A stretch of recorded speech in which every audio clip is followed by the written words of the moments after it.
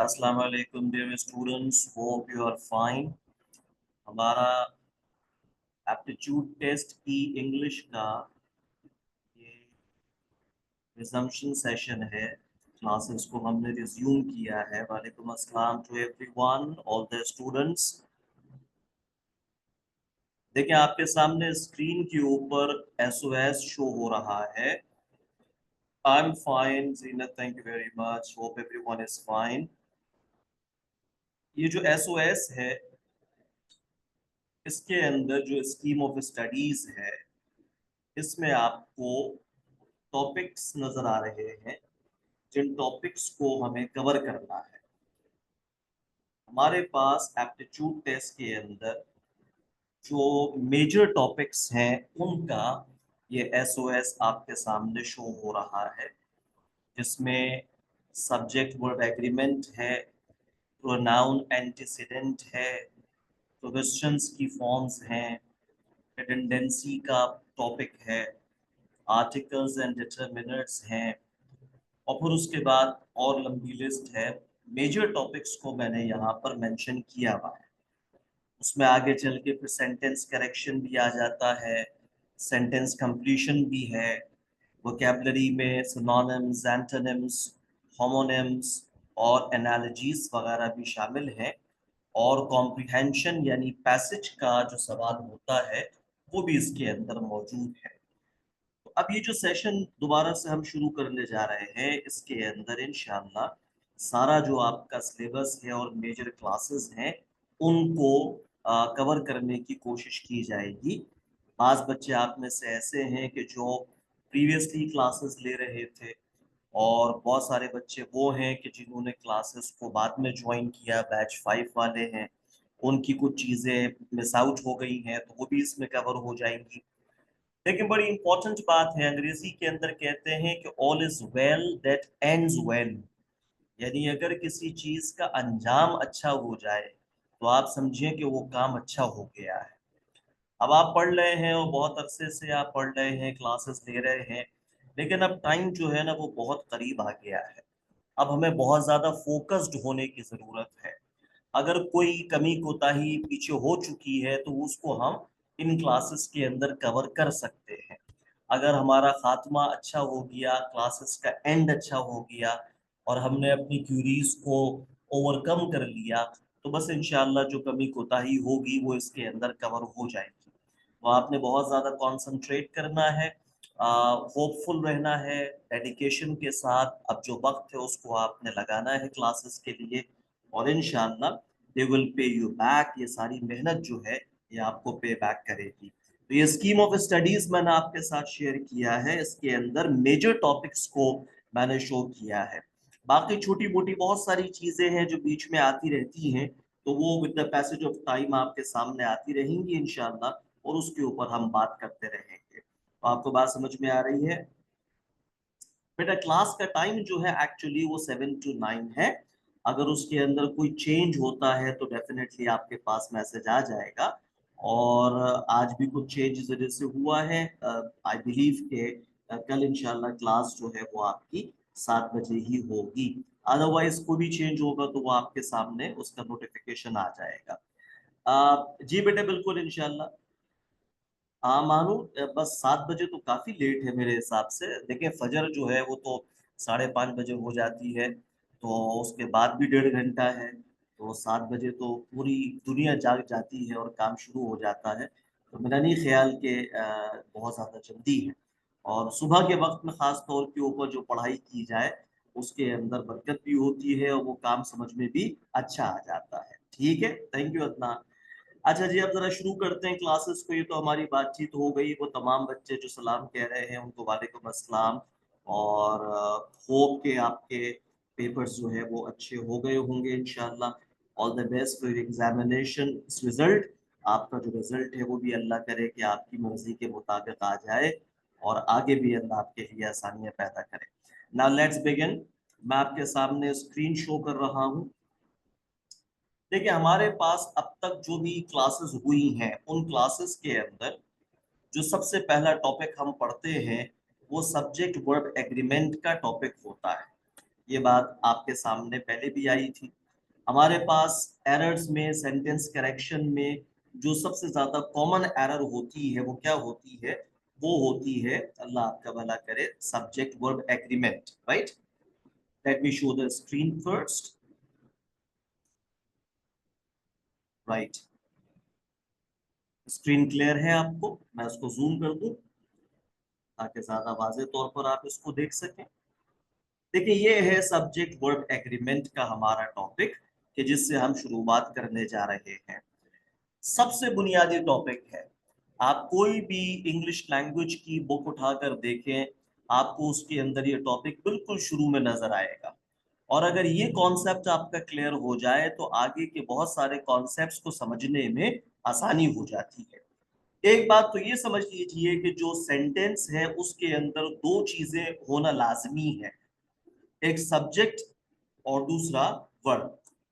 Subject के बगैर भी सेंटेंस नहीं बन सकता और वर्ब के बगैर भी सेंटेंस नहीं बन सकता। आपके पास इन दोनों चीजों का होना लाजमी है। नाउ द क्वेश्चन अराइजेस कि सब्जेक्ट से क्या मुराद है? सब्जेक्ट से मुराद है एनीथिंग और any person we talk about. कोई भी चीज या कोई भी शख्स जिसके बारे में हम बात करते हैं वो हमारे जुमले का सब्जेक्ट होता है। आमतौर पे बच्चे ये कहते हैं कि डूअर ऑफ एन एक्शन या परफॉर्मर ऑफ एन एक्शन, जो काम करने वाला है उसको सब्जेक्ट बोला जाता है। तो देखें, ऐसा जरूरी नहीं है। ऐसा जरूरी नहीं है कि सब्जेक्ट एक्शन को परफॉर्म कर रहा हो। एक्चुअली सब्जेक्ट वो होगा जिसके बारे में हम बात कर रहे हैं। And because we can talk about anything of this universe, क्योंकि हम इस कायनात की किसी भी चीज के बारे में बात कर सकते हैं, लिहाजा कोई भी चीज इस कायनात की वो हमारे सेंटेंस का सब्जेक्ट हो सकती है। वो लिविंग हो, नॉन लिविंग हो, कोई कोई भी चीज हो, वो हमारे जुमले का सब्जेक्ट बन सकती है। मिसाल के तौर पर यहाँ सेंटेंस लिखा हुआ है, वाटर इज कलरलेस। अब इसके अंदर अगर हम गौर करें तो हम बात कर रहे हैं वाटर के बारे में। बहुत सिंपल एग्जांपल से मैं आपको बात समझा रहा हूँ।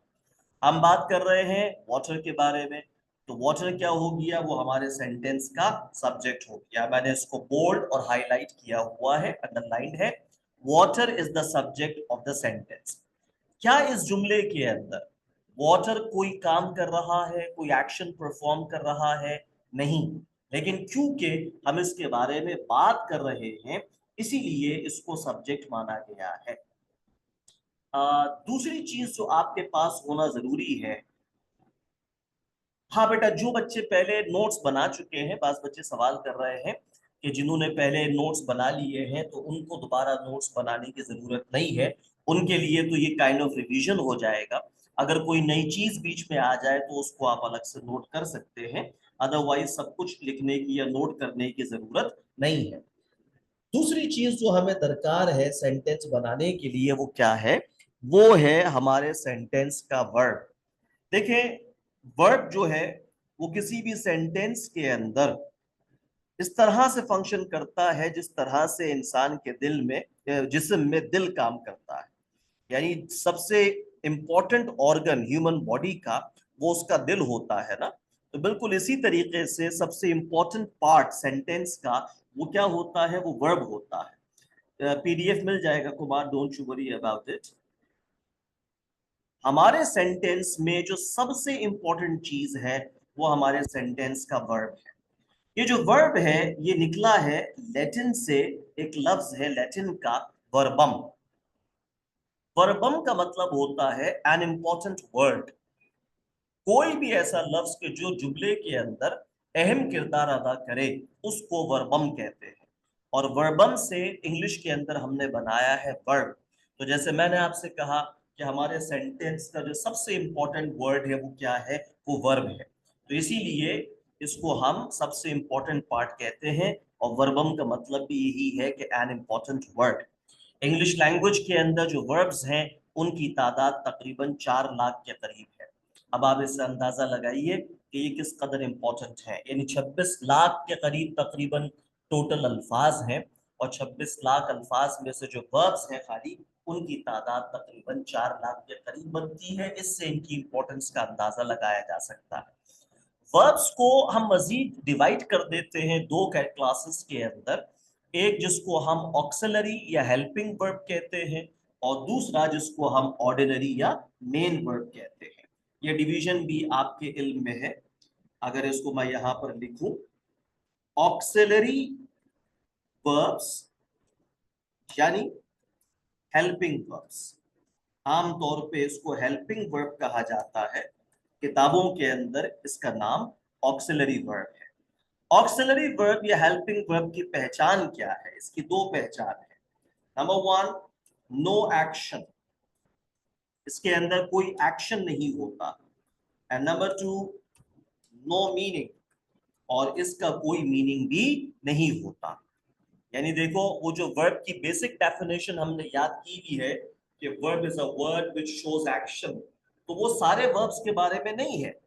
हर वर्ब के अंदर एक्शन नहीं होता, बल्कि ऑक्सिलरी वर्ब या हेल्पिंग वर्ब का तो मतलब यही है कि इसमें ना एक्शन होगा और ना ही इसका कोई मीनिंग होगा। मिसाल के तौर पर इज है, कैन है, विल है, शुड है, ये सारे के सारे क्या हैं? ये हेल्पिंग वर्ब्स हैं या ऑक्सिलरी वर्ब्स हैं। ठीक है, हेल्पिंग वर्ब्स या ऑक्सिलरी वर्ब्स, इनमें ना एक्शन होता है ना मीनिंग होता है। अगर आपने इसका कोई मीनिंग याद किया हुआ है तो वो आसानी के लिए है। जैसे हमें बचपन में बताया गया कि इसका मतलब होता है, या एम का मतलब हूं, या शुड का मतलब चाहिए, या कैन का मतलब सकता। तो याद रखें, ऐसा कुछ भी नहीं हो सकता। ये सारे मीनिंग्स जो हैं ये हमने अपनी आसानी के लिए बनाए हुए हैं ताकि हमें बात समझ में आ जाए। एक्चुअली इनका मीनिंग नहीं होता, ये जिस तरह जुमले में इस्तेमाल होंगे उस तरह से अपना मीनिंग फॉर्म कर लेंगे। बात समझ में आ रही है आपको? हाँ जी, बिल्कुल ठीक है, आपकी बात दुरुस्त है। स्क्रीन बेटा मोहम्मद सिद्दीक, स्क्रीन तो शो हो गई है, आप देखें जरा, प्लीज चेक करके मुझे बताएं। राइट, स्क्रीन शो हो रही है ना आपके पास? जी हाँ, ऑक्सिलरी वर्ब में ना कोई एक्शन होगा और ना कोई मीनिंग होगा हैदर। उसकी कुछ एग्जांपल्स मैंने यहाँ आपके सामने लिख दी हैं। अब इनकी तादाद जो है वो कितनी है? अगर आपसे कोई पूछे कि ऑक्सिलरी वर्ब्स कितने होते हैं तो आप बताएंगे 27। ऑक्सिलरी वर्ब्स की तादाद सिर्फ 27 है। जी बेटे बिल्कुल, टेंसेस जो बनते हैं उसके अंदर इनको इस्तेमाल किया जाता है। इनका इस्तेमाल आपको हर जगह नजर आएगा। मास बिल्कुल, इसके अंदर वो वाला सिलेबस भी कवर हो रहा है, आप परेशान ना हो, इंशाल्लाह वो तमाम चीजें इसमें कवर हो जाएंगी। एक्स्ट्रा वर्ब नहीं अलवीरा, हेल्पिंग वर्ब्स कह सकते हैं। एक्स्ट्रा वर्ब एक्चुअली कोई टर्म नहीं है, जो टर्म है वो या ऑक्सिलरी वर्ब है या हेल्पिंग वर्ब है। अच्छा जी, ये आपके पास मिसाल आ गई किसकी? ऑक्सिलरी वर्ब्स की।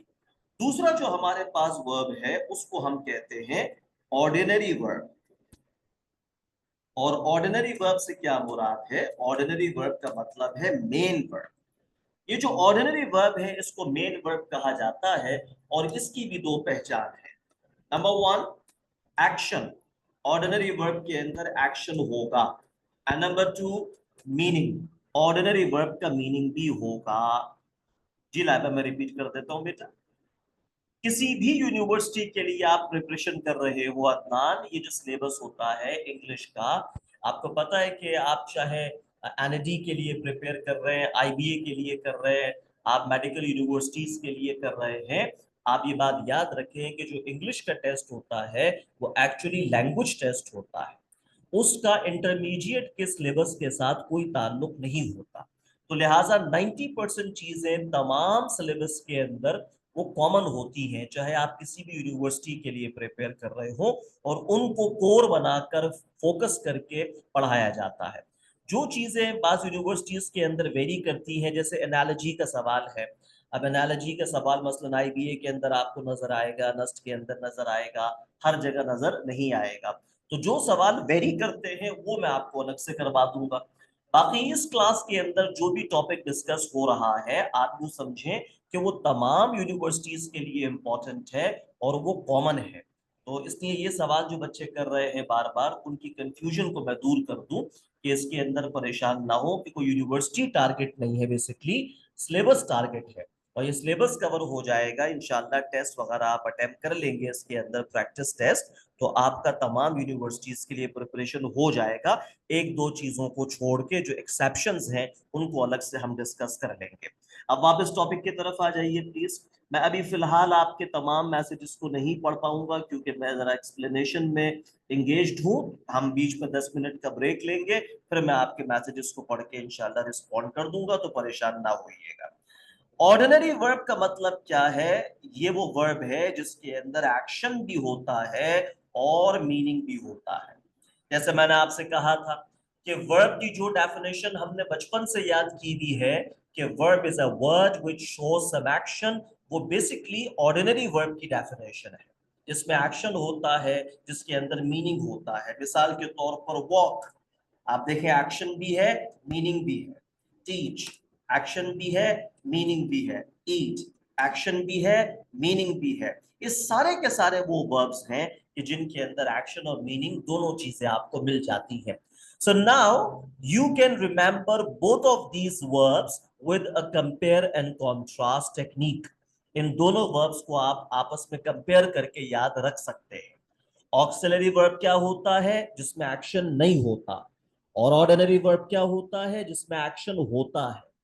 ऑक्सिलरी वर्ब क्या होता है? जिसका कोई मीनिंग नहीं होता। और ऑर्डिनरी वर्ब क्या होता है? जिसका मीनिंग होता है। और मैंने आपको बताया कि वर्ब्स की तादाद है 4 लाख, तो वो ये ऑर्डिनरी वर्ब्स हैं जिनकी तादाद तकरीबन 4 लाख है, इसीलिए इनको मेन वर्ब्स कहा गया है। अब आप जब भी कोई सेंटेंस बनाएंगे बेटा, उसके अंदर एक सब्जेक्ट आपके पास जरूर होगा जिस चीज के बारे में आप बात कर रहे हैं, और एक वर्ब आपके पास जरूर होगा। बाकी तमाम चीजें वो एडिशनल हैं, वो डिपेंड करता है जरूरत के ऊपर। मिसाल के तौर पर एडजेक्टिव है, जरूरत है तो हम लगाएंगे वरना नहीं लगाएंगे। एडवर्ब है, अगर रिक्वायर्ड है तो लगेगा वरना नहीं लगेगा। तो दो चीजों का होना लाजमी है, बाकी तमाम चीजें एडिशनल है और एज पर रिक्वायरमेंट सेंटेंस के अंदर ऐड होती हैं। तो आपको ये दोनों कंपोनेंट समझ में आ गए, सब्जेक्ट एंड वर्ब। अब हमारा टॉपिक जो है बेसिकली वो क्या है? जैसे ऊपर मैंने लिखा हुआ है सब्जेक्ट वर्ब एग्रीमेंट, यानी हमारे पास सेंटेंस के अंदर जो सब्जेक्ट और वर्ब है उसने आपस में एक एग्रीमेंट किया है। एग्रीमेंट आप जानते हैं दो चीजों के या दो लोगों के दरमियान होता है, और उस एग्रीमेंट के अंदर कुछ टर्म्स एंड कंडीशंस को डिसाइड किया जाता है। मिसाल के तौर पर आपने कहीं पे कोई मकान किराए पर लिया, तो आप मालिक के मकान से एक एग्रीमेंट साइन कर लेते हैं जिसको टेनेंसी एग्रीमेंट बोला जाता है। उसमें आप डिसाइड कर लेते हैं कि भाई डिपॉजिट इतना जमा करवाऊंगा, किराया इतना होगा, फला तारीख तक अदा होगा, ब्ला ब्ला ब्ला, तमाम कंडीशंस उसमें आ जाती हैं। Now, as long as you act upon those conditions, the agreement is intact. जब तक आप उन कंडीशंस के ऊपर अमल करते हैं, एग्रीमेंट अपनी जगह पर बरकरार रहता है। और अगर आप में से कोई भी यानी मालिक मकान या किराएदार उन कंडीशंस को फुलफिल ना करे, तो एग्रीमेंट क्या हो जाएगा? सैबोटेज हो जाएगा, खत्म हो जाएगा। सिमिलरली सेंटेंस के सब्जेक्ट और वर्ब ने आपस में एक एग्रीमेंट किया है कुछ कंडीशंस के ऊपर, जिनकी तादाद तकरीबन 10 के करीब है। जो मेजर है वो 10 है। कोई भी सेंटेंस अगर उन 10 कंडीशंस के ऊपर पूरा उतरेगा तो वो जुमला दुरुस्त होगा, और कोई भी सेंटेंस अगर उन कंडीशन के साथ कॉन्फ्लिक्ट करेगा तो वो सेंटेंस गलत हो जाएगा। देखो, जब तुम्हारे सामने कोई जुमला आता है, जैसे सेंटेंस करेक्शन का सवाल आता है ना पेपर में हमारे पास एप्टीट्यूड टेस्ट में, सेंटेंस करेक्शन में क्या हो रहा है कि आपको एक सेंटेंस दिया जा रहा है और उस सेंटेंस के अंदर कोई एरर है। जब आप ये कहते हैं कि सेंटेंस के अंदर एरर है, तो इसका मतलब ये होगा कि वो जुमला एग्रीमेंट की किसी कंडीशन के साथ कॉन्फ्लिक्ट कर रहा है। जुमले के अंदर एरर होने का एक मतलब ये होगा कि वो जुमला सब्जेक्ट वर्ब एग्रीमेंट की किसी न किसी कंडीशन के साथ कॉन्फ्लिक्ट कर रहा है। अब अगर आपको वो कंडीशंस पता है तो आप एरर को फाइंड आउट कर लेंगे। और अगर वो कंडीशंस आपके इल्म में नहीं है तो you will never be able to spot the error, आपके लिए उस एरर को पकड़ना मुश्किल हो जाएगा। और हम जानते हैं कि इसके अंदर जो कंडीशंस हैं वो बास तो सिंपल हैं, लेकिन बास कंडीशंस जो हैं वो काफी कॉम्प्लिकेटेड है, कॉम्प्लिकेटेड इन अ सेंस के आम तौर पे हमें पढ़ाई नहीं जाती तो हम उनके बारे में नहीं जानते। एक और बात जो मैं यहाँ करना चाहता हूँ वो ये है कि लैंग्वेज जो है वो सारी की सारी बेस्ड करती है रूल्स एंड रेगुलेशंस के ऊपर। हम जब ग्रामर की बात करते हैं तो उसके अंदर रूल्स एंड रेगुलेशंस आते हैं। हमें अपने कॉमन सेंस को इस्तेमाल नहीं करना होता। हम ये नहीं कह सकते कि मुझे ये जुमला ठीक लग रहा है, मुझे ठीक लगने से कुछ भी नहीं होता।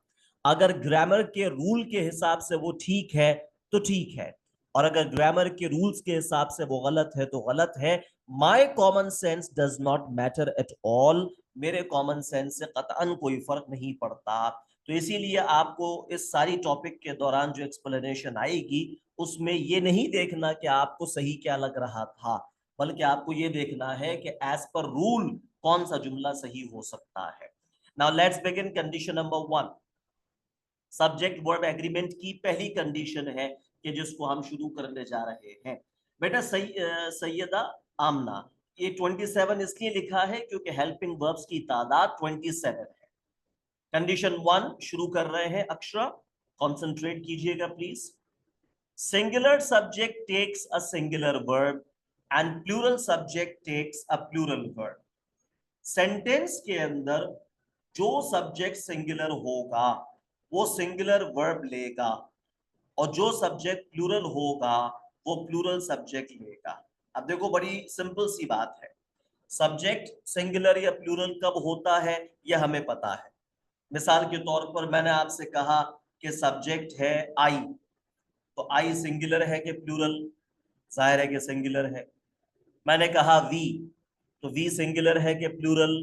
जाहिर है कि प्लूरल है। बॉयज प्लूरल है, गर्ल सिंगुलर है, टीचर्स प्लूरल है। सब्जेक्ट कब सिंगुलर या प्लूरल होता है यह हमें मालूम है, लेकिन वर्ब कब सिंगुलर या प्लूरल होता है यह हम कंफ्यूज हो जाते हैं। तो इसको जरा समझ लीजिए। किसी भी वर्ब में जब एस, ई एस या आई ई एस ऐड हो जाता है तो वो वर्ब सिंगुलर हो जाता है। You can remember this by the help of noun. आपने बचपन में पढ़ा होगा कि नाउन के साथ जब एस, ई एस, आई ई एस लगता है तो नाउन क्या हो जाता है? प्लूरल हो जाता है। पढ़ा था आपने बचपन में। मिसाल के तौर पर बुक, बुक नाउन है, इसमें आपने एस लगाया तो बुक्स, ये प्लूरल हो गया। इसी तरीके से मार्कर नाउन है, इसमें आपने एस लगाया, मार्कर्स, ये प्लूरल हो गया। तो जब आप किसी नाउन के अंदर एस, ई एस या आई ई एस ऐड कर देते हैं तो वो नाउन बेटा क्या हो जाता है? वो नाउन प्लूरल हो जाता है। You know this. अब इसकी मदद से आप ये वाला फॉर्मूला याद रखें कि जब वर्ब में एस, ई एस, आई ई एस ऐड होता है तो वर्ब सिंगुलर हो जाता है, यानी जो नतीजा है वो उल्टा निकलता है। वर्ब में एस, ई एस, आई ई एस लगेगा तो वर्ब क्या हो जाएगा? सिंगुलर हो जाएगा। मिसाल के तौर पर वॉक, इसके आगे पी लिखा हुआ है, पी मतलब प्लूरल, वॉक प्लूरल है, इसको सिंगुलर कैसे बनाएंगे? एस लगाकर। जैसे ही मैंने वॉक में एस लगाया, वॉक्स सिंगुलर हो गया। इसी तरह टीच प्लूरल है, ईएस लगा, टीचर्स सिंगुलर हो गया। ट्राई प्लूरल है, वाई हटा के आईईएस लगाया, ट्राइस सिंगुलर हो गया। So although this is very simple but some students get confused. अगरचे ये आसान सी बात है लेकिन बास बच्चे इसके अंदर बार बार कंफ्यूज्ड हो जाते हैं। तो इसको अच्छी तरह से समझ लीजिए कि वर्ब सिंगुलर कब होगा बेटा? जब उसके अंदर एस, ई एस या आई ई एस का इजाफा हो जाएगा। तो अब आपको समझ में आ गया कंडीशन क्या थी? सिंगुलर सब्जेक्ट के साथ सिंगुलर वर्ब आएगा और प्लूरल सब्जेक्ट के साथ प्लूरल वर्ब आएगा। Now look at the example. Sentence number 1 क्या कह रहा है? Ali teachers English.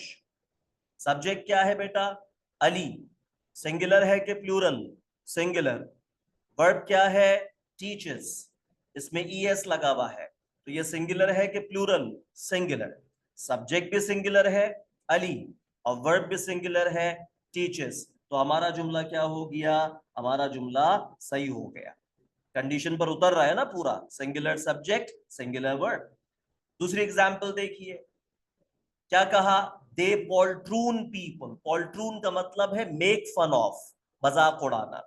सब्जेक्ट क्या है, दे। सिंगुलर है कि प्लूरल, प्लूरल। वर्ब क्या है, पॉल्ट्रून। सिंगुलर है कि प्लूरल, प्लूरल, क्योंकि एस ई एस नहीं लगा हुआ। तो देखो सब्जेक्ट भी प्लूरल है और वर्ब भी प्लूरल है। क्या ये जुमला कंडीशन पर पूरा उतर रहा है, यस। तो ये जुमला क्या हो गया, सही हो गया। बात समझ में आ गई आपको। अब आप जरा इसमें एक्सेप्शन को नोट कीजिए। आई वर्क हार्ड, सब्जेक्ट क्या है बेटा, आई। सिंगुलर है कि प्लूरल, सिंगुलर। और वर्ब क्या है, वर्क। ये सिंगुलर है कि प्लूरल, प्लूरल। तो यहां आप देख सकते हैं कि सब्जेक्ट सिंगुलर था और वर्ब प्लूरल था। हमने यहां वर्क में एस नहीं लगाया। मुझे बताइए कि ये जुमला सही है कि गलत है जी। I work hard, is it correct और नॉट। बेटा पेरेंट एक होता है, पेरेंट ज्यादा होते हैं, करेक्ट है ना, बिल्कुल सही है। लेकिन आपने सोचा कि आई के साथ वर्ब सिंगुलर क्यों नहीं आया, उसकी वजह है एक्सेप्शन, राइट। देखो यहां नीचे लिखा हुआ भी है, English grammar would have been very easy if there hadn't been any exceptional cases। जी विशाखा, अगर हमारे पास ग्रामर में एक्सेप्शंस ना होते तो हमारी ग्रामर बहुत आसान होती।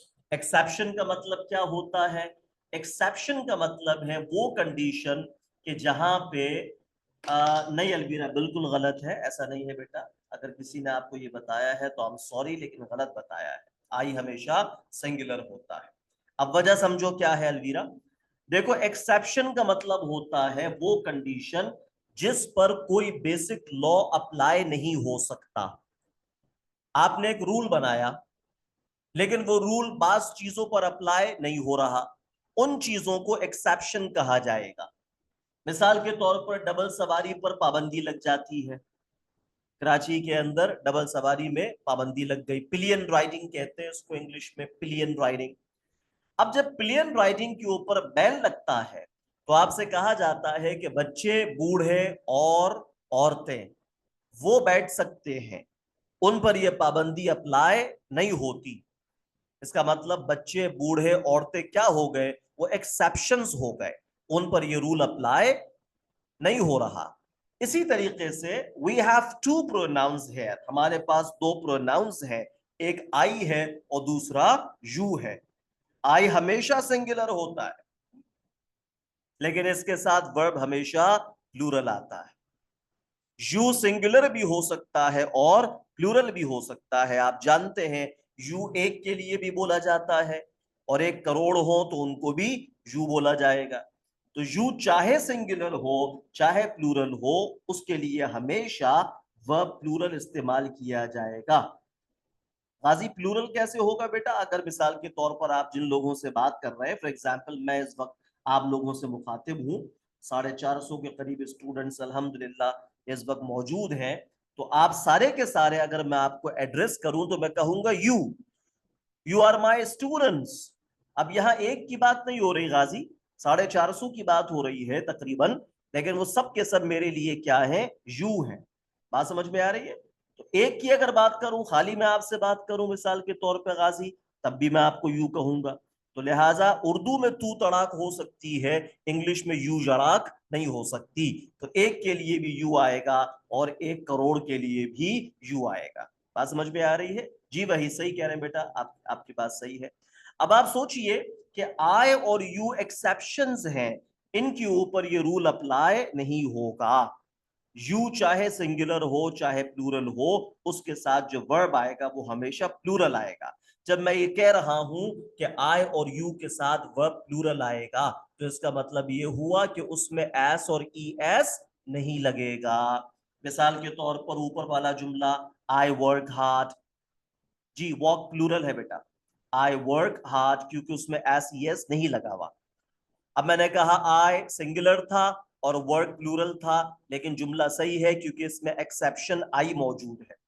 इसी तरीके से मैं आपसे कहता हूं मिसाल के तौर पे यू रन वेरी फास्ट, मैंने कहा यू रन वेरी फास्ट। अब यू सिंगुलर भी हो सकता है और प्लूरल भी हो सकता है, लेकिन वर्ब क्या है, वर्ब प्लूरल है। रन्स नहीं कहा, एस नहीं लगाया, यू रन कहा, यू रन वेरी फास्ट। अगर आप पुरानी अंग्रेजी पढ़े ना, वैसे मैं आपको बताऊं 25-30 साल पहले की कोई किताब अगर आप पढ़ें तो उसमें आप देखेंगे कि आई और यू के साथ भी वर्ब में एस ई एस लगता था। अगर मैं 30-40 साल पहले ये जुमला बोलता तो मैं कहता कि आई वर्क्स हार्ड, या आई टीचेस इंग्लिश, या यू रन्स वेरी फास्ट। सजल, हम सब्जेक्ट वर्ब एग्रीमेंट पढ़ लें बेटा, उसकी कंडीशन नंबर 1 डिस्कस कर रहे हैं, ठीक है। अगर मैं 40 साल पहले ये जुमला बनाता तो मैं यू और आई के साथ एस ई एस लगाता वर्ब में। लेकिन you know that language is a living thing. Language क्या है बेटा, इसको हम कहते हैं कि ये एक जानदार चीज है।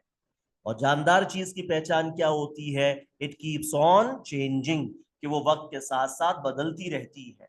तो लिहाजा याद रखो कि लैंग्वेज के अंदर बहुत सारे चेंजेस आगे चलकर आ गए, और उनमें से एक चेंज ये भी है कि आई और यू सिंगुलर होगा, लेकिन उनके साथ वर्ब हमेशा प्लूरल आएगा। नहीं बेटा सनम, अगर यू प्लूरल है तब भी उसके साथ रन होगा, ऐस तो लग ही नहीं सकता ना। जैनब 30 साल में नहीं, एक्चुअली मतलब वक्त के साथ साथ तब्दीली आ रही होती है। I work hard, absolutely correct Riyaz, ये जुमला बिल्कुल सही है। 30 साल की मैंने मिसाल ये दी कि अगर 30 साल पहले की या 40 साल पहले की अंग्रेजी आप पढ़ें तो डेफिनेटली आपको मुख्तलिफ नजर आएगी। बिल्कुल उसी तरह जिस तरह से उर्दू, अगर आज से 50 साल पहले का आप कोई नॉवल पढ़ेंगे तो वो उर्दू और आज जो उर्दू लिखी जा रही है उसमें बहुत फर्क आ चुका है। 50 साल पहले की आप शायरी पढ़ें तो वो उर्दू और आज जो शायरी हो रही है उसके अंदर बहुत फर्क आ चुका है। तो लैंग्वेज ना वक्त के साथ साथ तब्दील होती रहती है। अच्छा, इसमें वर्ब तो मैंने आपको बता दिया कि प्लूरल आता है, लेकिन एक कंफ्यूजन इसके अंदर बच्चों को होती है, उसको भी जरा समझ लीजिए, वो क्या है। आए जो है, इसके साथ जो हेल्पिंग वर्ब आ सकता है वो एम आ सकता है, ठीक है। और यू के साथ जो हेल्पिंग वर्ब आ सकता है वो आर आ सकता है। तो याद रखें, आई के साथ इस नहीं आएगा। जी हाँ, बिल्कुल ठीक बात है मुनज्जा। मॉडल वर्ब्स और ऑक्सिलरी वर्ब्स अलग नहीं है साकिबा। मॉडल वर्ब्स जो है एक्चुअली ऑक्सिलरी वर्ब्स में से ही कुछ वर्ब्स को अलग किया गया है। 27 में से 12 वर्ब्स को अलग कर लेते हैं तो वो मॉडल वर्ब्स बन जाते हैं।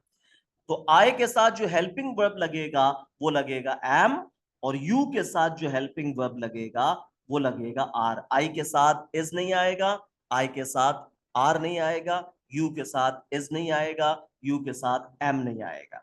बाकी आगे कंडीशन चेंज होगी तो ये चेंज हो सकता है, हम बेसिक कंडीशन की बात कर रहे हैं। तो बात समझ में आ रही है आपको, कंडीशन 1 क्लियर हो गई। सिंगुलर सब्जेक्ट के साथ सिंगुलर वर्ब और प्लूरल सब्जेक्ट के साथ प्लूरल वर्ब। ये पीडीएफ आपको ग्रुप के अंदर शेयर हो जाएगा, तो परेशान ना होइएगा। अगर आप कोई चीज ना लिख पाए तो वो आप बाद में देख सकते हैं। लेक्चर रिकॉर्डेड होगा, वो भी आपको मिल जाएगा। अगर कोई चीज बीच में मिस हो जाए तो उसको आप दोबारा सुन के समझ सकते हैं। आगे चलते हैं कंडीशन नंबर 2 की तरफ, ठीक है। कंडीशन नंबर 2, बेटा ये तो जुमला बोलते वक्त आपको पता चलेगा ना। यू अगर सिंगुलर है, एक से आप मुखातिब हैं तो सिंगुलर है, एक से ज्यादा से अगर आप मुखातिब हैं तो प्लूरल है। मोहम्मद रैयान, हैव लगेगा परफेक्ट के अंदर, यह हैव लगेगा पोजीशन को, मिल्कियत को जाहिर करने के लिए। उस पर हम बात कर लेंगे आगे। कंडीशन 2 जरा पढ़िए क्या कह रही है। If two subjects are connected by and the verb will be plural. Sadia, एजएमआर जब आ जाता है बेटा तो फिर वर्ब में आईएनजी लग जाता है। आई एम वर्क नहीं हो सकता, आई एम वर्किंग होगा। If two subjects are connected by and the verb will be plural. 27 में से 12 मॉडल वर्ब्स हैं बेटा। अगर आप दो सब्जेक्ट्स को एंड के जरिए कनेक्ट कर दें, समी ऑल द बेस्ट बेटा, no problem, will cover it later इंशाल्लाह, ऑल द बेस्ट। अगर दो सब्जेक्ट्स को आप एंड से कनेक्ट कर ले तो आपका जो वर्ब है वो क्या होगा, हमेशा प्लूरल होगा।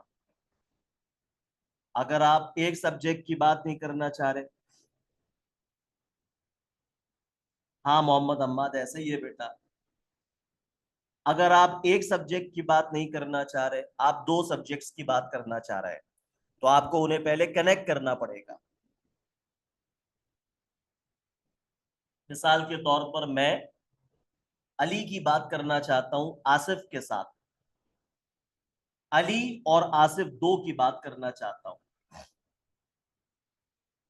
अच्छा बेटा, मैं इसको ऊपर कर देता हूं थोड़ा सा। मैं अली और आसिफ दो की बात करना चाहता हूं, ठीक है बेटा। तो मुझे इन दोनों को आपस में कनेक्ट करना पड़ेगा। मैं कराची और लाहौर दोनों की बात करना चाहता हूं। वालेकुम अस्सलाम अब्दुल्ला। अब्दुल्ला, हम सब्जेक्ट वर्ब एग्रीमेंट पढ़ लें बेटा, और उसकी 10 कंडीशंस है, जिसमें से एक हमने पढ़ ली है, दूसरी के ऊपर बात कर रहे हैं। मैं कराची और लाहौर की बात करना चाहता हूं, तो मुझे उन्हें आपस में कनेक्ट करना पड़ेगा। अगर दो से ज्यादा हो अब्दुल सबूर, 3 हो, 5 हो, 10 हो, तो भी उनको आपस में कनेक्ट करना पड़ेगा ना। बगैर कनेक्ट किए हम दो या दो से ज्यादा सब्जेक्ट्स की बात नहीं कर सकते। सवाल ये पैदा होता है कि कनेक्ट करने के लिए हमें क्या इस्तेमाल करना पड़ता है। सो वी नीड है conjunction to connect two words. हमें दो सब्जेक्ट्स को कनेक्ट करने के लिए कंजक्शन चाहिए होता है। बेटा फ्रेंड्स नाउन है, कंजक्शंस बहुत सारे हैं, ज्यादा भी हो सकती है अक्षरा, लेकिन मेजर जो है वो 10 कंडीशंस है।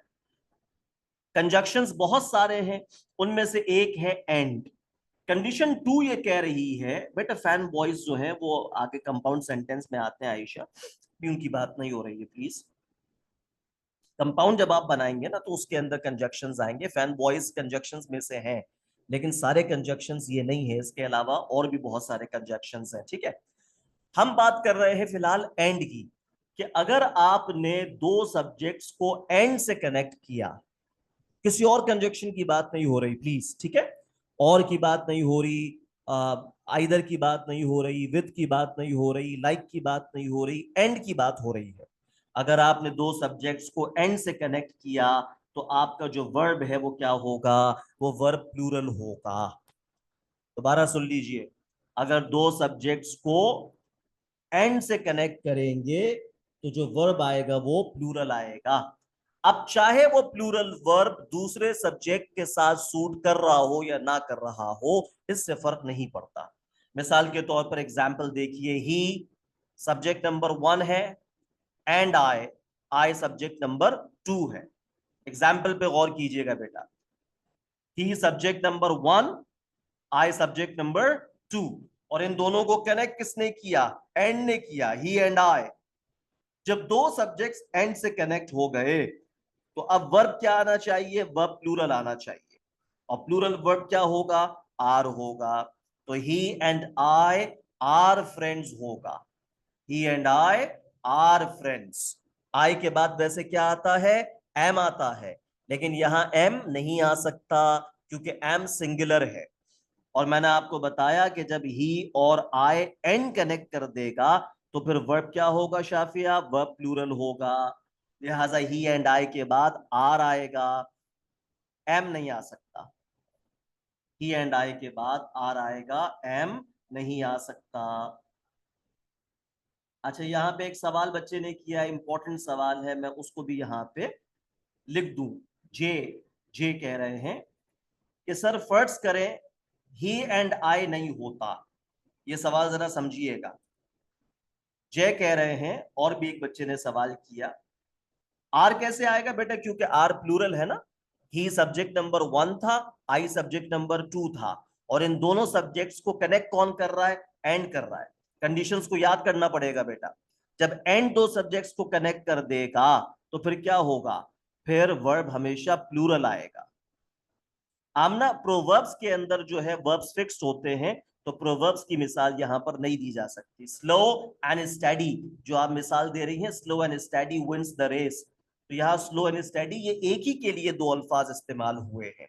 अगर आप एक चीज के लिए दो के बजाय 200 अल्फाज भी इस्तेमाल कर लें, तब भी वो एक रहेगी। मिसाल के तौर पर बच्चे का नाम है अमजद, घर वाले उसको बबलू कहते हैं, दोस्त उसको जो है वो फॉर एग्जाम्पल कुछ किसी और नाम से पुकारते हैं, ठीक है। उसके 3-4 नाम हैं, लेकिन वो है तो एक ही ना। तो लिहाजा एक चीज के लिए 2, 4, 10 अल्फाज भी अगर आप इस्तेमाल कर ले तब भी वो एक रहेगा। और प्रोवर्ब्स में ये इडियम्स के अंदर जो सेंटेंस होते हैं ना वो रेडीमेड होते हैं, तो उसके अंदर बात चीजें हो सकता है कि ग्रामर के रूल से थोड़ा कॉन्फ्लिक्ट कर रही हो, उसकी मिसाल हम नहीं दे सकते। अच्छा, ही और आई को कनेक्ट कर दिया एंड ने, तो वर्ब प्लूरल हो गया, ये बात मैंने आपको समझा दी। सवाल ये था ब्रेड एंड बटर, इनको बेटा हम कहते हैं कोलिक्वल्स। हफ्सा, जैसे ऊपर किसी ने कहा स्लो एंड स्टडी, आपने कहा ब्रेड एंड बटर, ये कोलिक्वल्स कहलाते हैं। कोलिक्वल एक्सप्रेशंस जो होते हैं ना वो रेडीमेड ग्रुप्स होते हैं, और उन ग्रुप्स के अंदर जो है वो दो अल्फाज हो लेकिन उनको माना सिंगुलर जाता है, ठीक है। अच्छा, अब जरा देखिए, बच्चे ने कहा सर अगर ये इस तरह होता आई एंड ही, मुझे जरा जवाब दीजिएगा सोच के। आई एंड ही आर फ्रेंड्स, मुझे बताइए क्या ये जुमला सही है? एक बहुत इंपॉर्टेंट बात है, आई एंड ही आर फ्रेंड्स। अब जो रॉन्ग कह रहे हैं या नो कह रहे हैं वो मुझे वजह भी बताएंगे क्यों गलत है। आई सब्जेक्ट नंबर 1, ही सब्जेक्ट नंबर 2, कनेक्ट किसने किया? आर ने, सॉरी एंड ने। आई और ही को कनेक्ट किसने किया? एंड ने। तो जब दो सब्जेक्ट्स एंड कनेक्ट कर दे तो वर्ब क्या होना चाहिए? वर्ब प्लूरल होना चाहिए। तो आर प्लूरल है ना, आर प्लूरल है कि नहीं? तो जुमला तो सही होना चाहिए। वेरी गुड उम्मुल बनीन, उम्मुल बनीन ने सही जवाब दिया है। देखिए बेटा, इस जुमले के अंदर जो एरर है, ये जुमला भी बाय द वे आया है पेपर के अंदर एक साल। इस जुमले के अंदर जो एरर है वो क्या है? इसको आप कहते हैं एरर ऑफ सीक्वेंस। ये एरर ऑफ सीक्वेंस कहलाता है। हाँ, अल्फाबेटिकल ऑर्डर नहीं हफ्सा, लेकिन ये एरर ऑफ सीक्वेंस है। एरर ऑफ सीक्वेंस का मतलब क्या है? देखो, तुमने पर्सन्स पढ़े हैं, first person, second person, third person, है ना? हाँ, वेरी गुड सुमैया, शाबाश। फर्स्ट पर्सन आई और वी है, सेकंड पर्सन यू है, third person he she it और दे है, ठीक है। पर्सन तुम जानते हो। जब हम गिनती पढ़ते हैं तो 1 2 3 इस तरह पढ़ते हैं, लेकिन जब प्रोनाउन सेंटेंस के अंदर इस्तेमाल होते हैं तो वो बैकवर्ड कंस्ट्रक्शन में इस्तेमाल होते हैं। नॉट पॉजिटिव नेगेटिव जैनब, बस कंस्ट्रक्शन जो है वो बैकवर्ड होती है। यानी अगर हमारे पास फर्स्ट करो कि थर्ड पर्सन का प्रोनाउन भी है और फर्स्ट पर्सन का प्रोनाउन भी है, तो पहले कौन सा आएगा? पहले थर्ड पर्सन आएगा, फिर फर्स्ट पर्सन आएगा। हमारे पास थर्ड पर्सन भी है और सेकंड पर्सन भी है, तो पहले थर्ड आएगा फिर सेकंड आएगा। सेकंड और फर्स्ट है तो पहले सेकंड आएगा फिर फर्स्ट आएगा। तीनों हैं तो पहले थर्ड आएगा फिर सेकंड आएगा फिर फर्स्ट आएगा।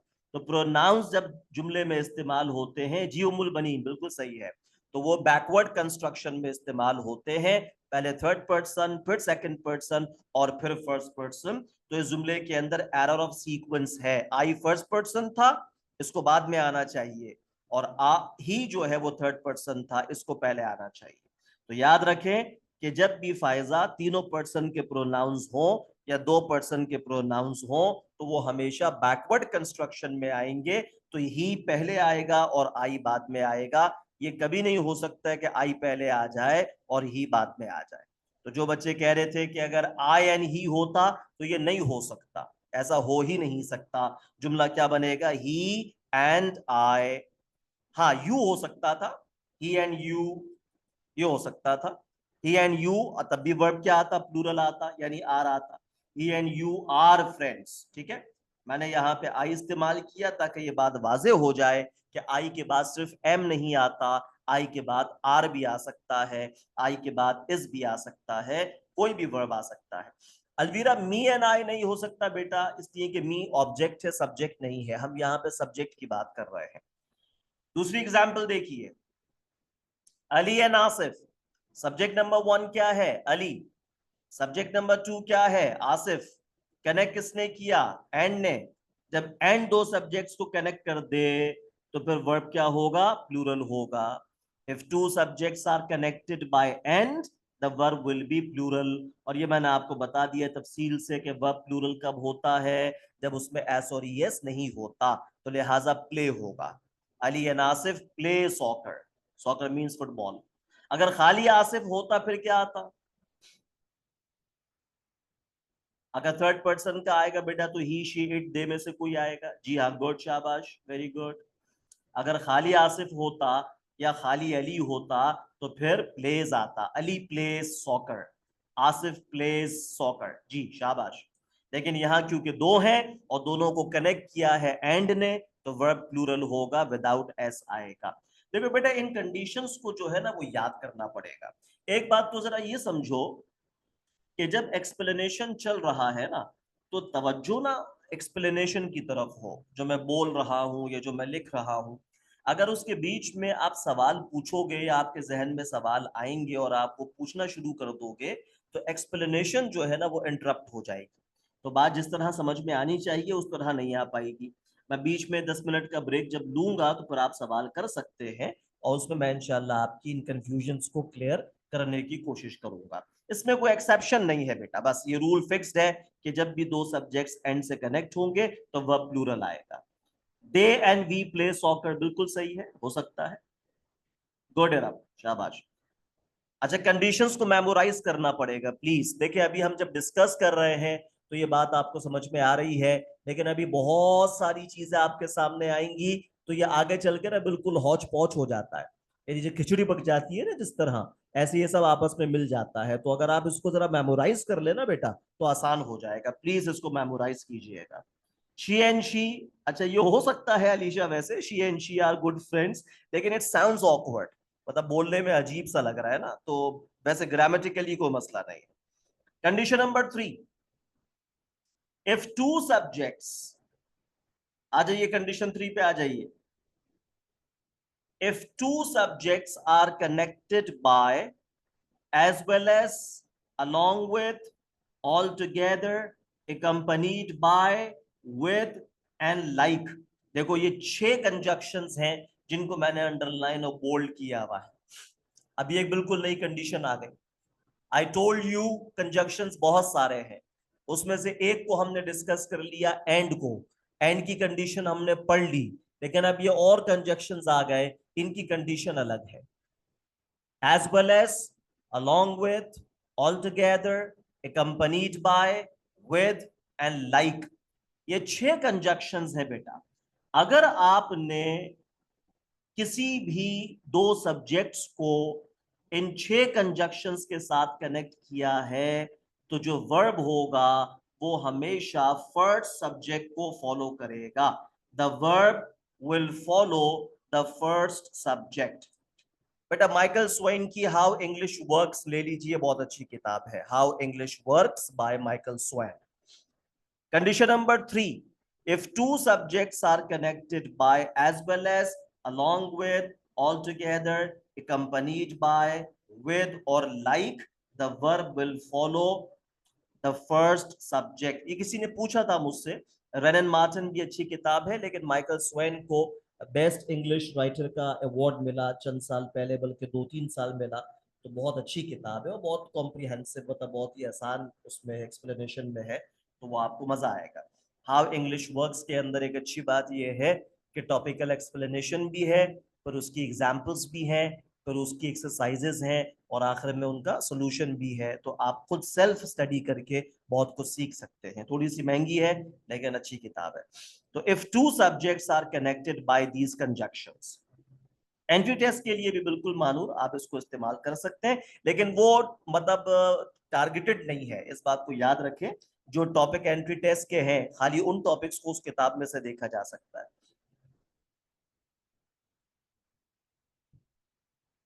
मैं लिख देता हूं यहाँ पे, ब्रैकेट्स के अंदर लिख रहा हूं, how English works by Michael Swan. How English works by Michael Swan. Entry test के लिए तो बेटा जो स्टफ हम आपको देंगे वैसे वो काफी होगा इंशाल्लाह, उससे भी आप तैयारी कर लें। बाकी मार्केट में बहुत सारी चीजें अवेलेबल है, लेकिन देखें ये ज्यादा जो मटेरियल जमा करना है ना, ये कंफ्यूजन्स का बाइस बनता है। बच्चे जज्बात में आकर के बहुत सारी किताबें खरीद कर ले आते हैं, पढ़ एक भी नहीं पाते। तो टारगेट होकर चलें, फोकस्ड होकर चलें, एक किताब भी बहुत है। अल्लाह ताला ने हिदायत के लिए जो किताबें नाजिल की, तो एक वक्त में एक ही किताब नाजिल की ना, और वो एक किताब भी बहुत थी। तो बस एक किताब को भी अगर पढ़ लिया जाए तो उससे काफी मसला हल हो जाएगा। जी आना, ये बिल्कुल आईबीए के लिए, हाँ बिल्कुल अच्छी किताब है, बहुत अच्छी किताब है, आप उसको भी देख सकते हैं। यू वेलकम अफसर। क्या समझ में आया? अगर दो सब्जेक्ट्स को आपने इन 6 कंजक्शन से कनेक्ट किया है तो वर्ब किसको फॉलो करेगा? वर्ब फॉलो करेगा सब्जेक्ट नंबर 1 को। वर्ब फॉलो करेगा सब्जेक्ट नंबर 1 को। मैं वोकैबुलरी पर आऊंगा बेटा मोहम्मद उमर, अभी थोड़ा सा वेट करें, मैं समझाऊंगा उसे। बेटा मेरे लेक्चर को फॉलो कर ले हफ्जा, बुक लेने की जरूरत नहीं है, ठीक है? दो सब्जेक्ट्स को अगर आपने इन 6 कंजक्शन से कनेक्ट किया है तो वर्ब फॉलो करेगा सब्जेक्ट नंबर 1 को। एग्जाम्पल देखें, ही एज वेल एज आई। अब देखो यहां पर भी वही दो सब्जेक्ट्स मैंने इस्तेमाल किए हैं, एग्जाम्पल पे कॉन्सेंट्रेट करो। He as well as I, subject number 1 क्या है? ही है। 2 क्या है? आई है। लेकिन अब ये कनेक्ट हुए हैं एज वेल एज के साथ। ऊपर हमने कनेक्ट किया था एंड के साथ, तो वर्ब प्लूरल हो गया था, ठीक है? अब हम कह रहे हैं कि अगर आपने इन दो सब्जेक्ट्स को एज वेल एज के साथ कनेक्ट किया तो वर्ब फॉलो करेगा सब्जेक्ट नंबर 1 को। और सब्जेक्ट नंबर 1 क्या है? ही है। तो अब मुझे बताओ, ही के साथ आर आ सकता है? नहीं। एम आ सकता है? नहीं। तो ही के साथ क्या आएगा? इज आएगा। जी बिल्कुल, रिकॉर्डेड लेक्चर मिल जाएगा हम। ही के साथ इज आएगा। तो सही जुमला क्या होगा? He as well as I is. आपको पेपर में इस तरह दे दिया जाएगा, am. He as well as I am an anglophile. Anglophile किसको बोलते हैं? फाइल, देखो याद रखना वोकैबुलरी के लिए, ये जो फाइल का सफिक्स है, फाइल का सफिक्स है, ये इस्तेमाल होता है लवर के मानों में, यानी किसी चीज की मोहब्बत का या पसंदीदगी का जहां जिक्र हो, उसके लिए फाइल का सफिक्स इस्तेमाल किया जाता है। एंग्लो का माना इंग्लिश या इंग्लैंड है, तो एंग्लोफाइल मतलब वन हु लव्स इंग्लिश और वन हु लव्स इंग्लैंड। बेटा 9 बजे तक है इंशाल्लाह। वन हु लव्स इंग्लिश और one who loves England is called an anglophile. अभी he as well as I am an anglophile, अगर आपको जुमला इस तरह दिया जाता तो ये जुमला गलत होता। He as well as I am गलत हो जाता। जी हाँ, आई के साथ एम गलत हो जाता। वजह क्या है? वजह यह है कि एज वेल एज जब कनेक्ट करेगा तो हम सब्जेक्ट नंबर 1 को फॉलो करेंगे। सब्जेक्ट नंबर 1 ही है, ही के साथ एम नहीं आ सकता, इज आना चाहिए। तो he as well as I is anglophile. बेटा 10 पढ़ेंगे इंशाल्लाह, लेकिन सारी आज नहीं हो जाएंगी, आज आधी पढ़ेंगे और आधी जो है वो कल इंशाल्लाह, कल ये टॉपिक खत्म हो जाएगा। डेली याद करनी है नायाब। अब तो हमारे पास टाइम बहुत कम है, प्रैक्टिस मटेरियल आपको मिलेगा, उसको आपने सॉल्व करना होगा इंशाल्लाह। कंडीशन 3 को रिपीट कर देता हूं बेटा, कि अगर दो सब्जेक्ट्स को आपने कनेक्ट किया है as well as, along with, all together, accompanied by, with और लाइक के साथ, ये कंजक्शंस आपके सामने लिखे हुए हैं, अंडरलाइंड है, तो जो वर्ब है वो सब्जेक्ट नंबर 1 को फॉलो करेगा। जैसे सेंटेंस नंबर 2 देखिए, the child along with his parents। Subject 1 क्या है? The child. और सब्जेक्ट 2 क्या है? His parents. कनेक्ट किसने किया? कनेक्ट किया along with ने। जब along with कनेक्ट कर दे तो वर्ब किसको फॉलो करेगा? सब्जेक्ट नंबर 1 को फॉलो करेगा। अब आप देखें पेरेंट्स का लफ्ज आया, ठीक है? पेरेंट्स, अब पेरेंट्स तो प्लूरल है ना, पेरेंट्स के साथ क्या आना चाहिए था? उसूलन आर आना चाहिए था। लेकिन अगर मैं यहां पेरेंट्स के साथ आर लिख दूं तो ये जुमला गलत हो जाएगा। बेटा आपको ग्रुप के अंदर मिलेगा इंशाल्लाह प्रैक्टिस मटेरियल। बस अभी इस कंडीशन के बाद हम ब्रेक ले रहे हैं। आपने दो सब्जेक्ट्स को जब अलोंग विद के साथ कनेक्ट किया तो वर्ब किसको फॉलो करेगा? सब्जेक्ट नंबर 1 को फॉलो करेगा। सब्जेक्ट नंबर 1 क्या है? चाइल्ड है। और चाइल्ड के साथ क्या आएगा? आर नहीं आ सकता, चाइल्ड के साथ इज आएगा। So the child along with his parents is leaving for Islamabad। जी पीडीएफ मिल जाएगा टेक्निजो, आप परेशान ना हो। 12 जून से पहले कंप्लीट टेस्ट रिवीजन हो जाएगी इंशाल्लाह, कोशिश करेंगे बेटा खुबैब। आप तो पहले से पढ़ रहे हैं ना, आपका तो इंशाल्लाह मसला नहीं है। तो याद रखें कंडीशन नंबर 3 क्या है? अगर चिल्ड्रन होता बेटा तब तो फिर जाहिर है कि प्लूरल वर्ब आता। अगर यहां पर चाइल्ड के बजाय फॉर एग्जाम्पल चिल्ड्रन होता, the children along with their parents मिसाल के तौर पे, तो अब सब्जेक्ट वन क्या है, चिल्ड्रन है, तो ज़ाहिर है चिल्ड्रन के साथ तो इज नहीं आ सकता, क्या आएगा, आर आएगा। The children along with their parents are, लेकिन यहाँ चिल्ड्रन नहीं है बल्कि चाइल्ड है, तो चाइल्ड के साथ इज इस्तेमाल होगा। तो कंडीशन 3 समझ में आ गई। इन कंजक्शंस को याद रखें। देखिए हर सेंटेंस का ना अपना एक रूल है, हर कंडीशन का समझना दूसरे से मुख्तलिफ होता है। अगर आप एक कंडीशन को समझकर ये सोचें कि आपको सब कुछ समझ में आ गया, तो ऐसा नहीं है। एंड का रूल अलग था, वो हमने पढ़ लिया। As well as, along with, all together, इनका रूल अलग है, वो हमने पढ़ लिया। ये सारे रूल अलग अलग याद करने हैं तो मसला हल होगा।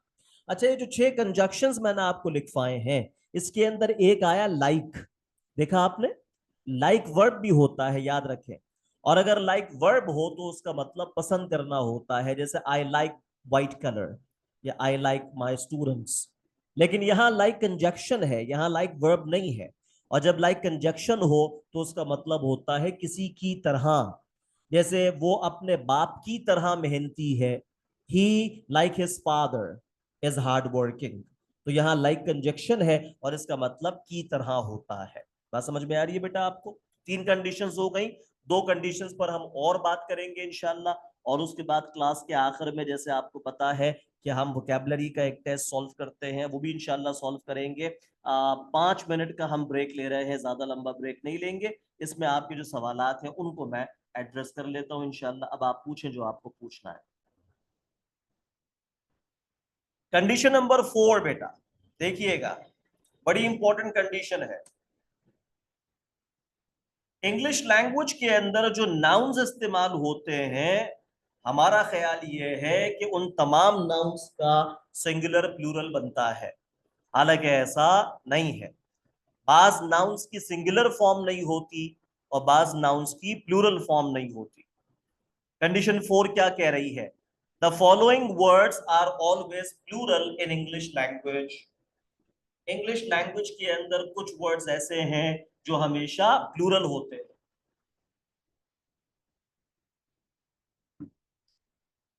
कुछ वर्ड्स ऐसे हैं जो हमेशा प्लूरल होते हैं, उनका कोई सिंगुलर फॉर्म नहीं होता और आम तौर पे हम इनको गलत इस्तेमाल कर रहे होते हैं। देखिएगा मिसाल के तौर पर पेंट्स, अब हम क्या बोलते हैं, पेंट।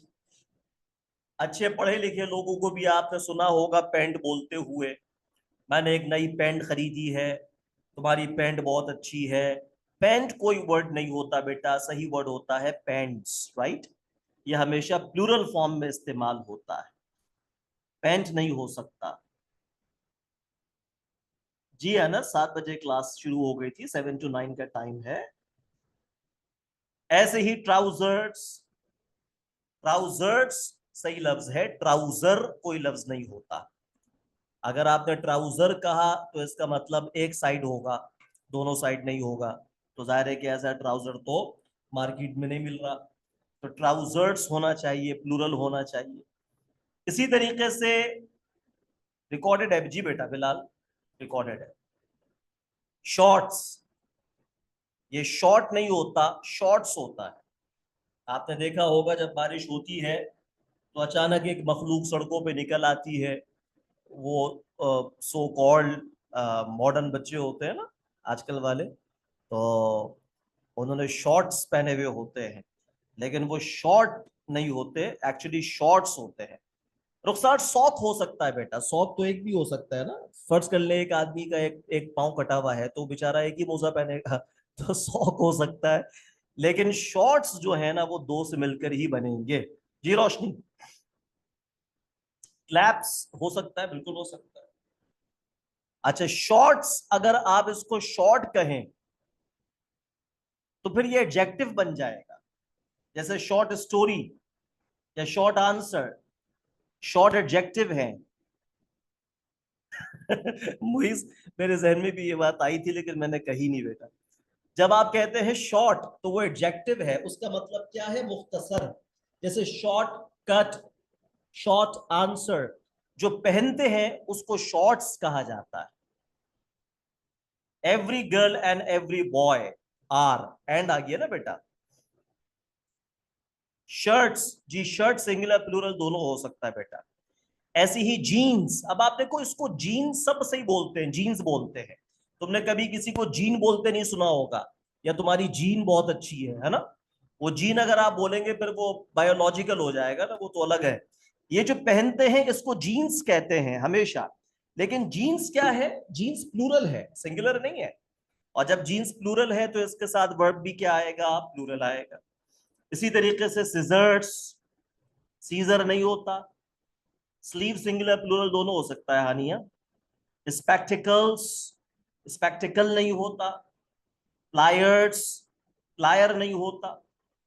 इसी तरह ट्राउट एक मछली का नाम है, अगरचे नाम है, लेकिन ये भी हमेशा प्लूरल होता है। तो याद रखो कि ये जो वर्ड्स मैंने लिखवाए हैं ये सारे के सारे हमेशा प्लूरल होते हैं। अब जब ये प्लूरल होते हैं तो इनके साथ वर्ब भी क्या आना चाहिए, जी इनके साथ वर्ब भी प्लूरल आना चाहिए। इन तमाम वर्ड्स को याद कर ले, इनके साथ वर्ब हमेशा प्लूरल आएगा। मिसाल के तौर पर देखिएगा, मैंने आपसे कहा हिज जीन्स आर ब्रांडेड। अब यहां जीन्स का वर्ड आया है और जीन्स प्लूरल है, तो जाहिर है कि इसके साथ वर्ब भी प्लूरल आएगा। क्या आएगा, आर आएगा, हिज जीन्स आर। देखो स्लीपर्स हो गया, ये अलग होते हैं ना, अलग अलग होते हैं, कनेक्टेड नहीं है आपस में। यानी एक अलग चप्पल भी हो सकती है। जैसे मैंने मिसाल दी कि अगर खुदा ना खास्ता किसी का एक पाँव कटा हुआ है तो वो एक ही चप्पल पहनेगा ना। बैंगल्स, इनको अलग अलग भी किया जा सकता है। जो चीज अलग होकर भी इस्तेमाल हो सकती है उसकी बात नहीं हो रही। यहां जितने भी वर्ड्स मैंने लिखवाए हैं आप देखें ये सब पेयर की फॉर्म में है। प्लायर्स, वही प्लायर्स ऐसा आएगा, ये सब पेयर की फॉर्म में। प्लायर्स का मतलब प्लास होता है बेटा, प्लास होते हैं ना जिससे वायर वगैरह काटते हैं। तो ये सारे वर्ड्स जो हैं ये पेयर की फॉर्म में है, ये अलग इस्तेमाल हो ही नहीं सकते। जैसे सिजर्स है मिसाल के तौर पे, अब आप उसका बीच का जो नट होता है वो खोल के दोनों पार्ट्स को अलग कर लें तो अब वो किस काम की है। वो आप किसी के सर पे तो मार सकते हैं लेकिन उसका काम तो खत्म हो गया। इसी तरह से जीन्स है मिसाल के तौर पर, आप बीच में से उसे कैंची से काट लें, अब वो किस काम की है। उसका आप पोछा बना लें, पहनी तो नहीं जा सकती। तो ऐसे अल्फाज कि जिनको अलग करके फिर वो यूजलेस हो जाएं, जी हाँ, जैसे ट्वीजर्स है, ऐसे अल्फाज के जिनको आप अलग करें और वो पर्पसलेस हो जाएं, उनकी बात नहीं हो रही। तो आपको यहाँ पे इन वर्ड्स को याद करना पड़ेगा। अब ग्लासेस है मिसाल के तौर पे, स्पेक्टिकल्स का जो वर्ड आया उसका माना ग्लासेस ही होता है ना। जी हाँ बिल्कुल। नहीं, ट्विन्स जो है बेटा ये अलग अलग है, ट्विन भी हो सकता है, ट्विन्स भी हो सकता है। लंग्स अलग अलग होते हैं, एक लंग फेल हो गया दूसरा लंग चल रहा है, ठीक है। ट्राउट मछली का नाम है, हमेशा प्लूरल होगा। हाँ, अब देखो जैसे यहाँ बच्चे ने पूछा कि सब फर्ज कर ले कि अगर ट्राउट आ गया, सेंटेंस आ गया ट्राउट और आगे दो वर्ब्स हैं, is are a tasty fish, कौन सा आएगा, ट्राउट इज और आर, कौन सा आएगा। जी मैंने बताया ट्राउट नाम है, लेकिन नाम होने के बावजूद क्या है, प्लूरल है, तो क्या आना चाहिए, आर आना चाहिए ना। हाँ, trout are a tasty fish, is नहीं होगा बेटा, आर होगा, trout are a tasty fish. तो इन वर्ड्स को याद कर ले, ये वर्ड्स जो हैं ये हमेशा प्लूरल होते हैं और इनके साथ वर्ड भी हमेशा प्लूरल आता है। सिंपल है। फिश, अच्छा देखो फिश और फिशेस जो है ना बेटा, इसको समझ लो, फिश का प्लूरल फिश भी होता है, फिशेस भी होता है।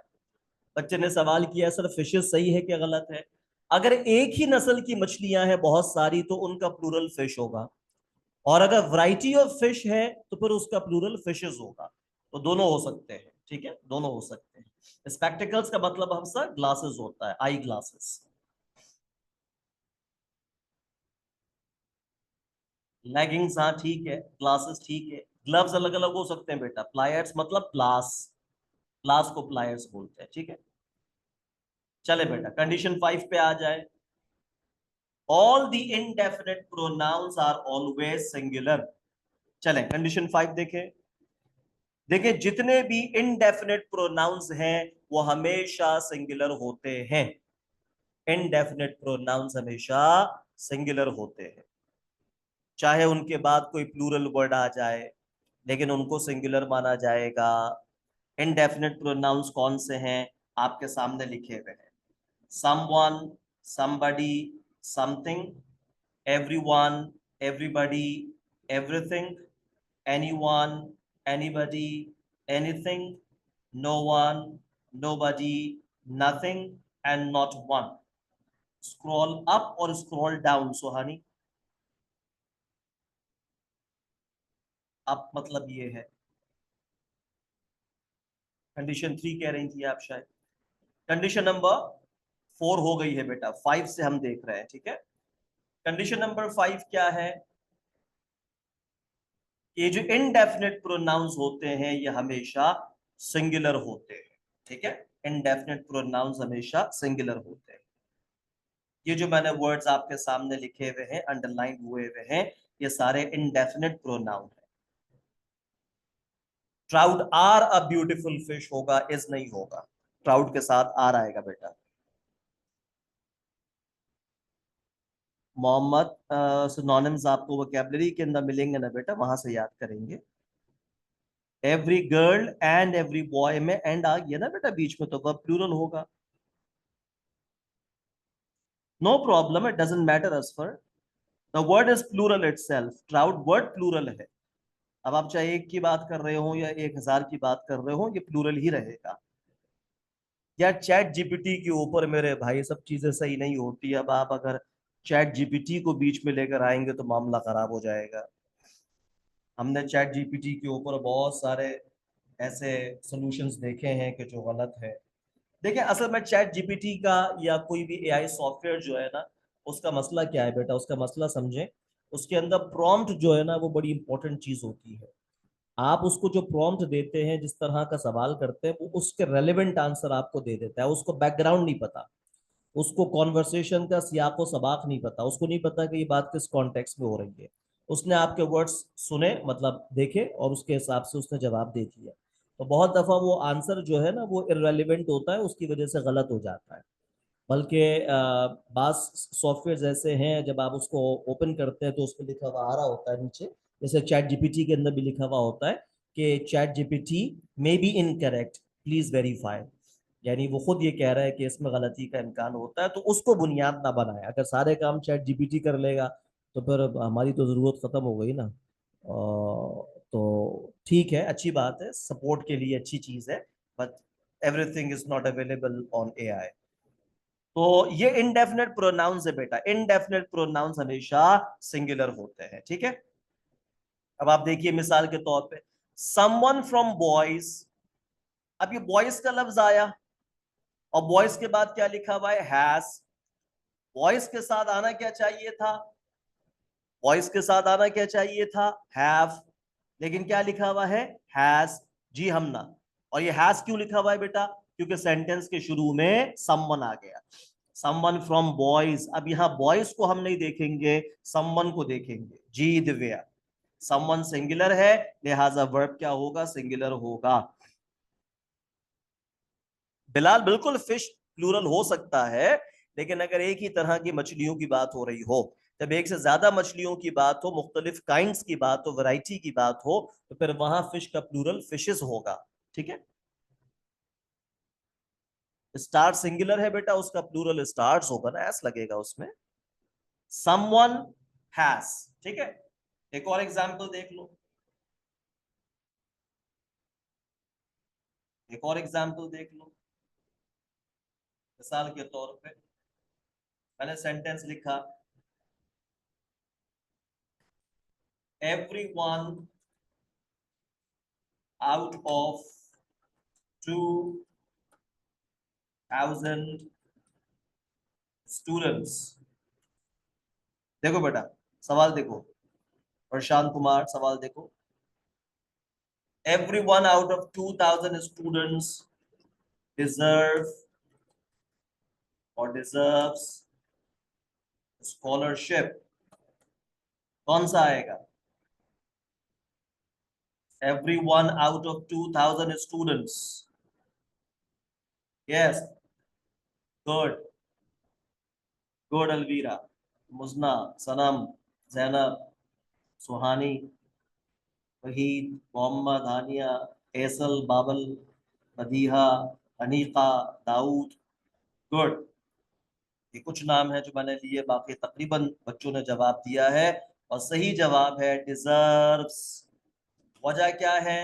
वजह ये है कि यहाँ पे सब्जेक्ट है एवरीवन, और एवरीवन क्या है? एवरीवन इनडेफिनेट प्रोनाउन है, लिहाजा इनडेफिनेट प्रोनाउन हमेशा सिंगुलर होता है। अब इसमें जो 2000 स्टूडेंट्स आ गया, इसको देखने की जरूरत नहीं है। हम इस 2000 स्टूडेंट्स को नहीं देख रहे, हम किसको देख रहे हैं? हम देख रहे हैं एवरीवन को। तो याद रखें, बाज वक़ात ऐसा होता है कि कोई वर्ड एडिशनल ऐसा बीच में आ जाता है कि जिसको देखकर हमें कंफ्यूजन होती है। मैंने इसको स्ट्राइक आउट कर दिया, ठीक है। ये जो एवरीवन है ये सब्जेक्ट है, 2000 स्टूडेंट्स को स्ट्राइक आउट करें, इसको देखने की जरूरत नहीं है। एवरीवन सिंगुलर है तो वर्ब सिंगुलर होगा ना बेटा। सिंगुलर कब होता है यूजर?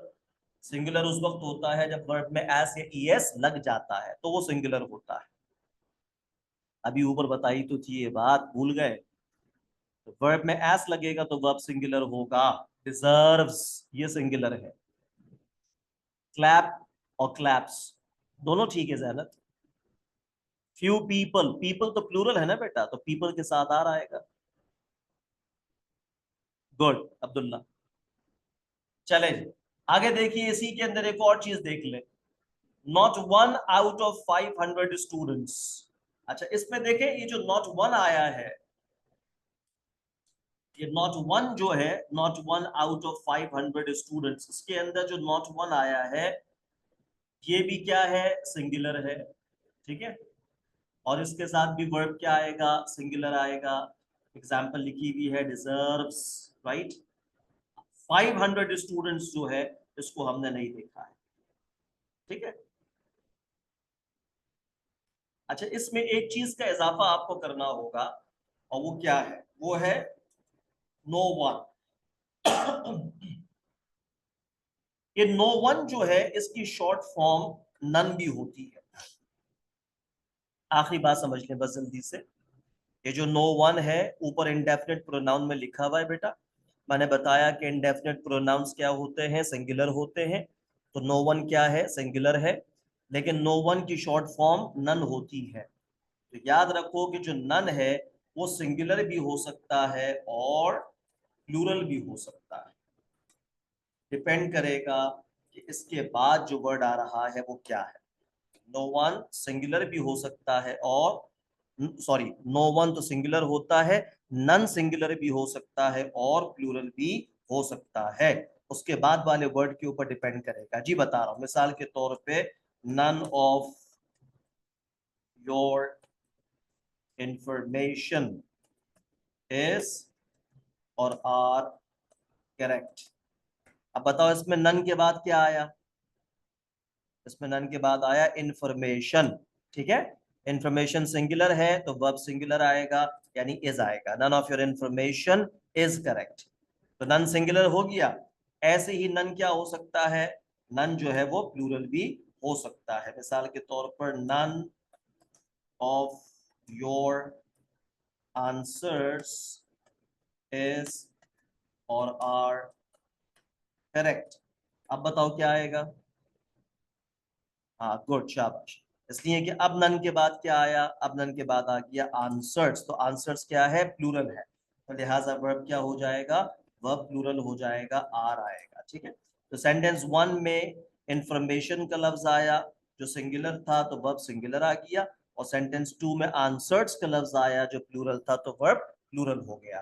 तो इस तरह से याद रखो कि नन भी इनडेफिनिट प्रोनाउन है, लेकिन एक्सेप्शन में आएगा। नन सिंगुलर भी हो सकता है, प्लूरल भी हो सकता है, डिपेंड करेगा कि इसके बाद आने वाला लफ्ज कौन सा है। अलबत्ता जो नो वन है वो हमेशा सिंगुलर ही माना जाएगा। तो बेटा ये 5 कंडीशन सब्जेक्ट वर्ब एग्रीमेंट की हमने आज पढ़ी हैं, और आई होप कि आपको समझ में आई हैं। इनको आपने अच्छे से मेमोराइज करना है।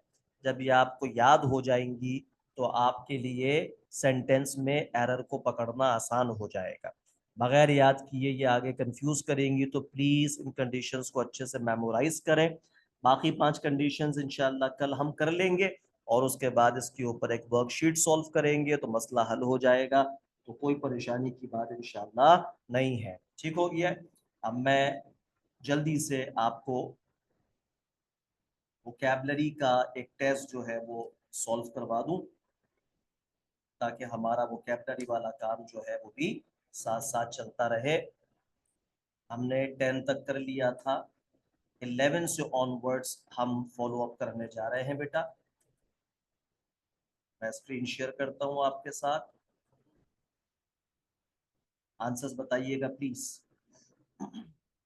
आंसर के साथ सिंगुलर आएगा बेटा, अगर आंसर्स होगा तो आंसर्स प्लूरल हो जाएगा, तो प्लूरल के साथ प्लूरल आएगा। ठीक है, चले बेटा जल्दी से इसको सॉल्व करें। देखें number 1, we were forced to postpone the picnic. Postpone, call off, do without, put off, see about, कौन सा आएगा पोस्टपोन की जगह? अगर पोस्टपोन को आपने रिप्लेस करना हो तो किसके साथ करेंगे? गुड, शाबाश। पोस्टपोन मतलब पुट ऑफ, मैंने हाईलाइट कर दिया। गुड, शाबाश। The Hunter carefully stalked the deer. Stalked means shot, tracked, aimed at, skinned.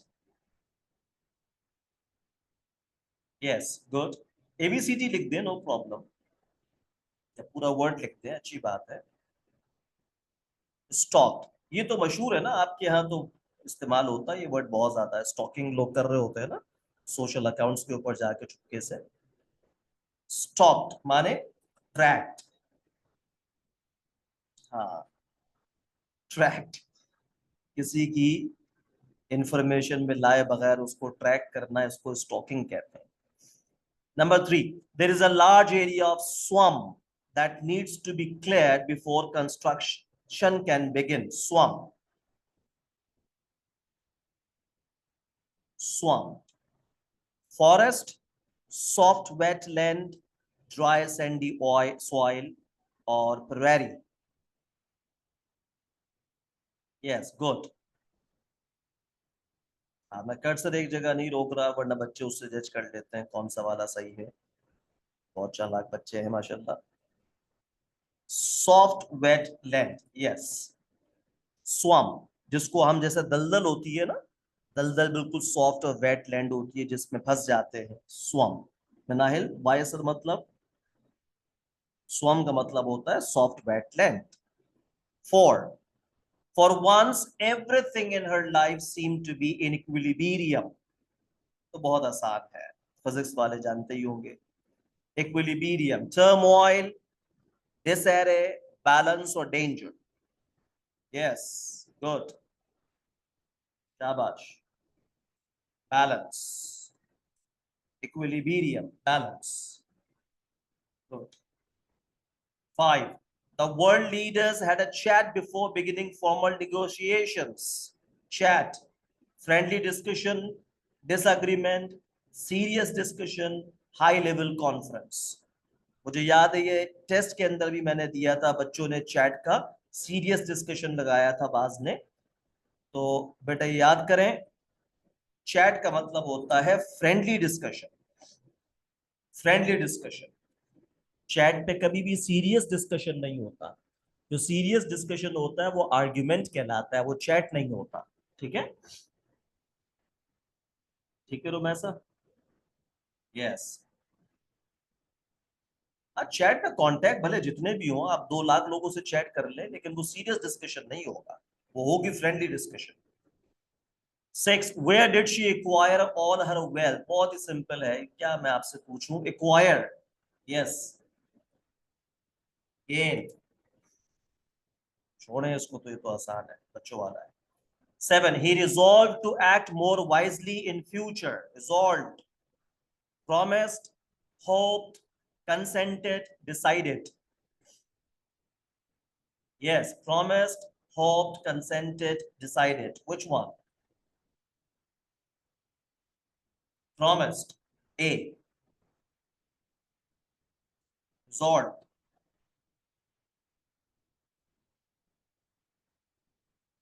हाँ, सॉरी, रिजॉल्व है, डिसाइडेड। रिजॉल्व मीन्स पक्का इरादा कर, एक तो डिसाइड होता है ना खाली फैसला, ये होता है पक्का फैसला कर लेना।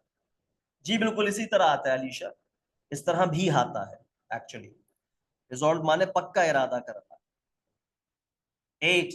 The jeweler reported that the diamonds were genuine, perfect, imitations, real, valuable. Yes, genuine. इसको बास लोग कहते हैं जेन्युइन, जेन्युइन है ना, सुना होगा आपने, genuine parts. genuine, genuine means real, real parts, real parts, genuine. I decided to go to the party on the spur of the moment. ये भी टेस्ट में आया था, spur of the moment. After careful thought, for only a short time, without previous thought, at the earliest possible moment. अक्सर बच्चों ने इसका जवाब सी दिया था। spur of the moment का मतलब है at the earliest possible moment, D.